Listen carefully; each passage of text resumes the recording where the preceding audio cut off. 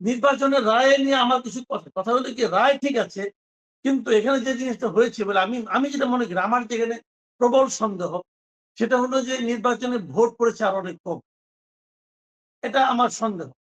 এবং এই সন্দেহটা আমার হয়েছে বেসিক্যালি ভোটটা কম পড়েছে, গণভোটটাকে জাস্টিফাইড করার জন্য তারা ভোট অনেক বাড়িয়ে দেখিয়েছে বলে আমার ধারণা। এবং আমার এই ধারণার কারণটা হলো যে তারা ভোটের কত শতাংশ ভোট করলো এটা বলতে তারা পরের দিন সকাল 10টা পর্যন্ত আমাদেরকে অপেক্ষা করিয়েছে জাতিকে। এটাই প্রমাণ করে। কারণ আমি মনে করি ভোট গণনার আগেই ভোটের শতাংশ বলে দেওয়া সম্ভব।